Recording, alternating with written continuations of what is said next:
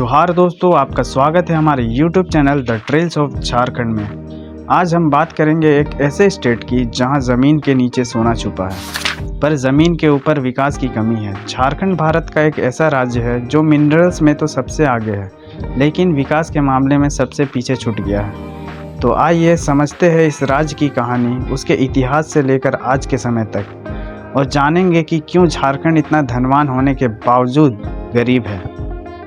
तो सबसे पहले हम देखते हैं झारखंड के रिसोर्सेज को। झारखंड को राष्ट्रीय खदान यानी मिनरल्स हब ऑफ इंडिया कहा जाता है।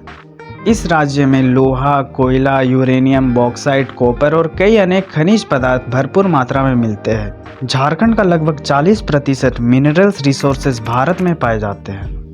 झारखंड का इतिहास देखें तो ब्रिटिश राज के समय से यहाँ के रिसोर्सेज का एक्सप्लॉयटेशन शुरू हो गया था। ब्रिटिशर्स ने कोल और आयरन को अपनी इंडस्ट्रीज के लिए यूज़ किया, लेकिन यहाँ के लोगों को इसका कोई फ़ायदा नहीं मिला। झारखंड का जन्म तो 2000 में अलग राज्य का रूप में हुआ, लेकिन उससे पहले भी यहाँ के लोग अपनी मिट्टी के रिसोर्सेज से वंचित थे।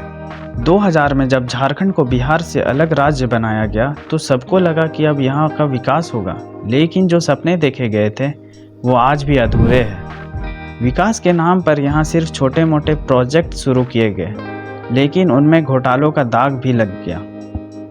आज भी झारखंड के लगभग 75% लोग गांव में रहते हैं, जहां बिजली, पानी और सड़क जैसे बेसिक इंफ्रास्ट्रक्चर की कमी है। शिक्षा और स्वास्थ्य भी एक मेजर कंसर्न है। झारखंड के 40% बच्चे मेल न्यूट्रिशन से जूझ रहे हैं। एजुकेशन की बात करें तो ड्रॉप आउट रेट यहाँ बहुत ज़्यादा है, खासकर आदिवासी इलाकों में। और झारखंड के पास रिसोर्सेज की कोई कमी नहीं है, लेकिन इनका सही तरीके से इस्तेमाल नहीं हो पाया। भारत में जितना कोल माइनिंग होता है उसमें से एक बड़ा हिस्सा झारखंड से आता है, लेकिन यहाँ के लोग इससे मिलने वाले रेवेन्यू का पूरा फ़ायदा नहीं उठा पाते। कई बार माइनिंग कॉन्ट्रैक्ट्स में घोटाले देखने को मिले। पॉलिटिशियन और कॉन्ट्रैक्टर्स ने अपनी जेब भरी और आम जनता वहीं के वहीं रह गई। एक और बड़ा इशू है डिस्प्लेसमेंट का। जब माइनिंग होती है या बड़ा इंडस्ट्रियल प्रोजेक्ट्स लगाते हैं तो वहाँ के लोगों को अपनी ज़मीनें छोड़नी पड़ती है, पर उनको मिलने वाली कंपनसेशन या रिहैबिलिटेशन स्कीम अधूरे रह जाते हैं। झारखंड का एक मेजर हिस्सा आदिवासी समुदाय से भरा हुआ है।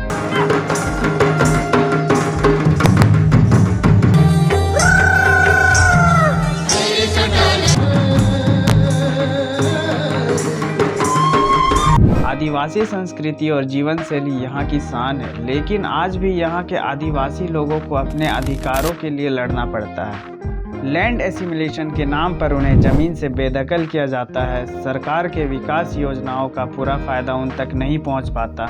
नक्सलाइट भी झारखंड के विकास में एक बड़ा रुकावट बना हुआ है।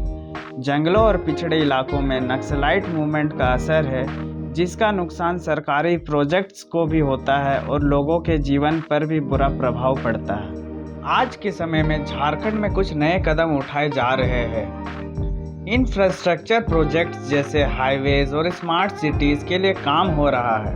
झारखंड इंडस्ट्रियल पॉलिसी 2021 के तहत नए इंडस्ट्रीज को यहां आने का इन्विटेशन दिया जा रहा है, लेकिन ग्राउंड रियलिटी अभी भी काफ़ी डिफरेंट है।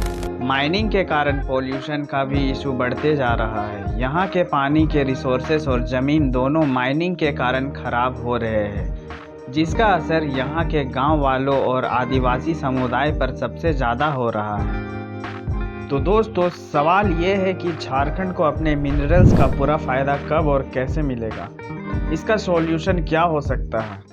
तो सबसे पहला कदम होगा करप्शन को ख़त्म करना। जब तक पॉलिटिशियंस और कॉन्ट्रैक्टर्स अपनी जेब भरते रहेंगे, तब तक झारखंड का विकास नहीं हो सकता।